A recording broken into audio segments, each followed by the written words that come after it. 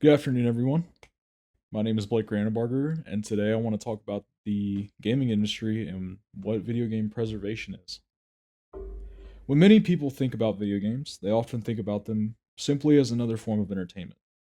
However, the industry has grown far beyond that. Video games have become one of the largest forms of entertainment media in the world, influencing modern storytelling, technology, art, and the online communities that form around them.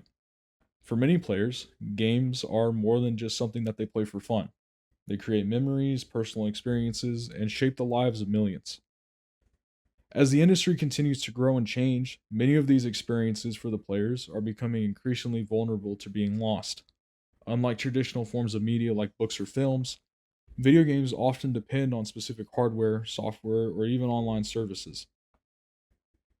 As technology changes and companies move away from older products, many games risk becoming unavailable to both the current players and the future generations that might want to enjoy them. This creates the central issue behind my presentation. How can we preserve an industry that is becoming increasingly dependent on technology that eventually disappears? Because of this growing problem, I believe that video game preservation is becoming a high necessity within the industry. As technology continues to advance, hardware becomes outdated, and legal restrictions create barriers, I also recognize that publishers have valid concerns regarding the copyright, ownership, and the financial costs of maintaining these games. Because of this, my argument is not that companies should maintain every game forever, but I believe that preservational methods between the players and companies can change policies to create a better balance. To understand why this issue matters, we first need to define what video game preservation actually means. Before discussing the solutions, it's important to understand what it is. Well, it's about protecting a form of media that has become important to the part of modern culture. Video games represent the creativity, the technology, and the ideas of the time periods in which they were released. Losing access to these pieces of history means losing pieces of the gaming industry that players can no longer enjoy. This leads into my first major question. What does preserving a video game actually look like? Well, preserving video games is much more complicated than just keeping the disc or the DVD on a shelf somewhere. Unlike books or movies, games require specific hardware and software environments to function properly. When those systems become outdated, accessing the games becomes much more difficult. One of the most common preservation methods used today is called emulation.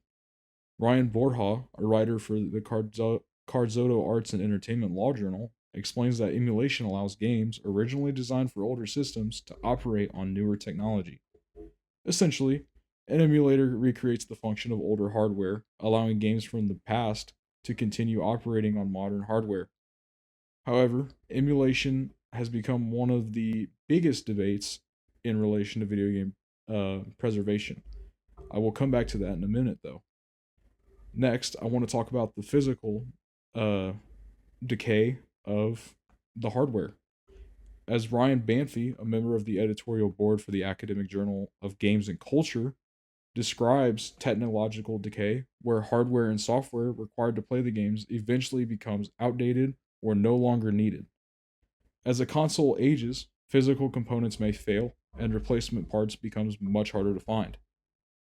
This means that even games with significant cultural or historical value can eventually become inaccessible simply because the technology itself is no longer available to the customer. Games are not always lost because people stop caring about them. Sometimes the technology supporting them just disappears over time or becomes obsolete. However, older hardware is not the only challenge. Modern game development within the past 10 years has also introduced a new major issue, which is the rise of live service games. Many modern games depend on publisher maintained servers, regular updates, and online authentication in order to function.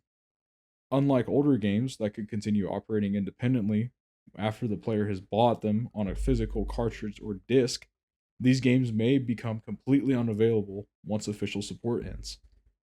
This creates a unique problem for preservation because even players who legally purchase these games may eventually lose access to them. So, it's no longer about preserving the game. It is also considering how games being created today can remain accessible in the future. which leads to another major concern for the player's perspective. What does ownership mean when access depends on a company's continued support and the decisions that they make for the player? Well, as the gaming industry becomes increasingly digital, players have started questioning what ownership means to them. Michael Kripe, a video game journalist for IGN in 2024, discusses the growing attention around movements such as Stop Killing Games, an organization which focuses on the concerns surrounding players losing access to games that they had legally purchased in the past. For many consumers, purchasing a game creates an expectation that they will be able to continue experiencing the product for as long as they would like. However, modern digital games have often depended on the decisions made by the publisher long after the original game has been purchased from the player. This creates a conflict between how players view their ownership and how companies manage their products. Ultimately, video game preservation is not only an issue for just historians anymore. The players are now involved and the documentaries are involved, or documentarians are involved. However, while many players support the idea of preservation, there are also important arguments against some preservational methods, such as the emulation that I listed earlier. Although emulation is one of the most effective tools available for preserving video games, it also is the most controversial. One of the most common arguments against emulation in ROMs is that it encourages the use of piracy and infringes copyright. Many publishers, such as Nintendo, argue that ROM files contain copyrighted game data, and distributing those files allows players to access games without purchasing them legally.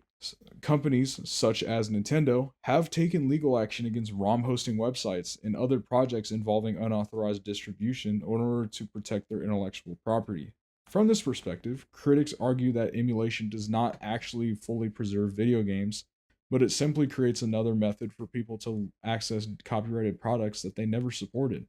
And these concerns are understandable, especially because developers and publishers invest significant time and money and resources into creating these games. However, this argument often overlooks an important distinction between emulation software and the actual game data that is being preserved. To better understand the distinction between the two, we can return to the research of Ryan Borja. Borja explains that emulators are the software in which programs allow games to run on platforms that were not originally designed for, such as allowing older console games to operate on modern computers. An emulator itself does not contain the copyrighted game data.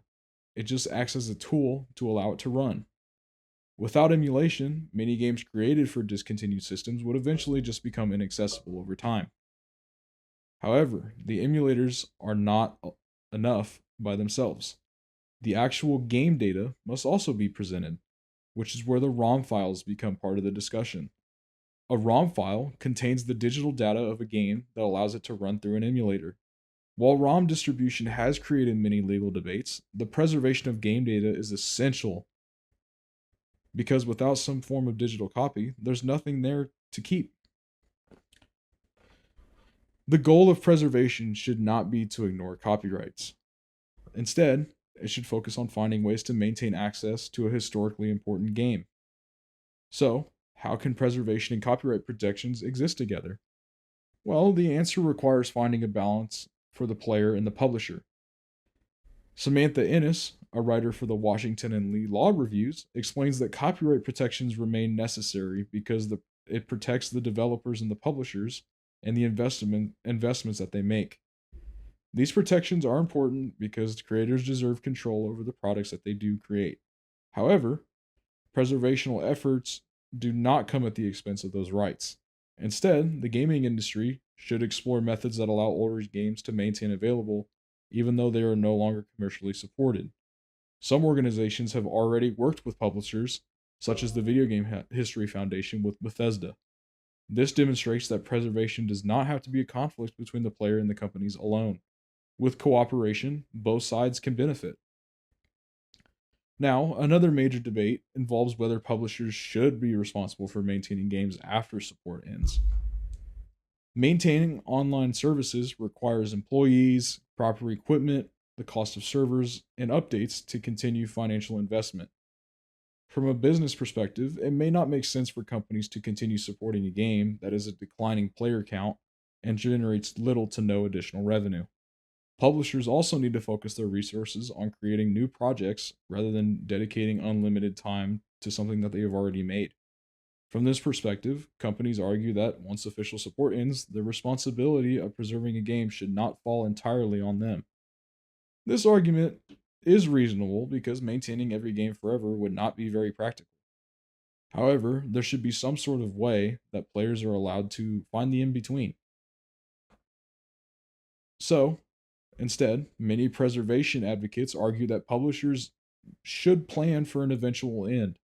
Michael Kripe, the video game journalist for IGN, discusses how movements like Stop Killing Games are focused on what consumers want. The goal is not to force developers to provide unlimited support. Rather, it's to encourage companies to create a solution before a game reaches the end of its official support. One possible solution by the players is implementing a new thing called a post-life system. A post-life system would allow games to continue functioning after support ends, such as having access to offline modes, peer-to-peer connections, and even private server hosting. This would allow publishers to eventually move on to newer projects while still respecting the players who supported those games in the past. The shutdown of games, such as The Crew, demonstrates why this issue matters when it's not properly in place. When Ubisoft discontinued support for The Crew, players lost access to the entire game despite purchasing it, and in some cases, purchasing additional downloadable content. Situations like this have increased concerns for players who spend money on something that they don't know if they really own. Because of these challenges, the solution does not have to be one extreme or the other. Publishers should not be required to maintain a game forever, and the players shouldn't expect to bargain everything that they ask for.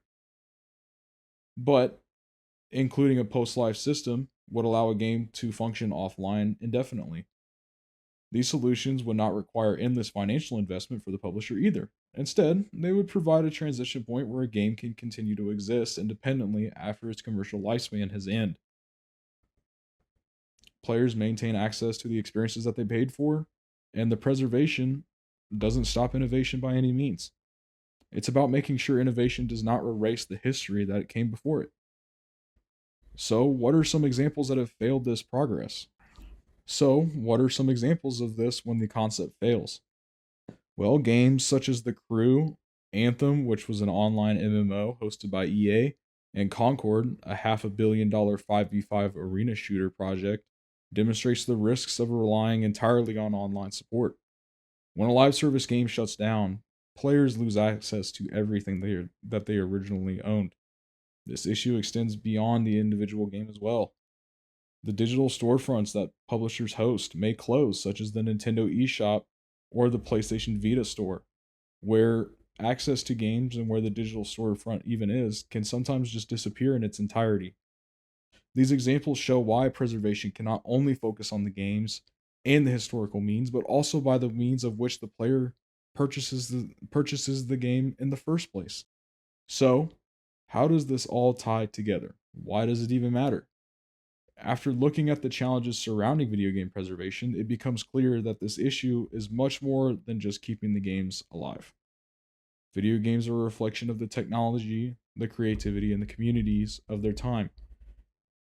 Organizations such as the Video Game History Foundation actively works with publishers and is discussed by people such as Phil Morehart, which allows players to understand more of an outreach. And when this outreach works, preserved media such as source code, concept art, and design documents become more available. Preservation also benefits the players themselves. As Samantha Ennis explains, current legal restrictions and publisher decisions can sometimes leave players without access. This shows that preservation is not only about protecting the past, it's also about protecting the future of gaming. In conclusion, as the gaming industry continues to evolve, preserving its history has become just as important as creating it. Technological changes, legal challenges, platforms dying off, and the rise of live service games have all created new obstacles. These concerns raised by opponents of preservation are valid. Copyright protections are necessary. However, These challenges should not prevent preservational efforts from moving forward or allowing players to enjoy something that they have purchased. Through cooperation between publishers, preservational organizations, lawmakers, and the players themselves, the industry can create methods that protect gaming's history while continuing to support the innovation of the future. With all this in mind, what would be my response? If I were to recommend one meaningful change to the industry, it would be to advocate for organizations such as Stop Killing Games, where players think that the goal should not be forcing companies to support a game forever.